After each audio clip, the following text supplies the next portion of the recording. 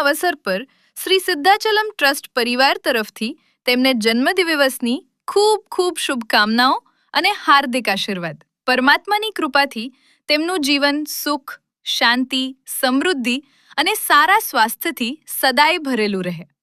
દિલીપ, તમને જન્મદિવસની ખૂબ ખૂબ શુભકામનાઓ. જો આ વિડીયો તમને પસંદ આવ્યો હોય તો જરૂરથી લાઈક કરો, શેર કરો અને તમારા પરિવારજનો તથા મિત્રો સુધી પહોંચાડો.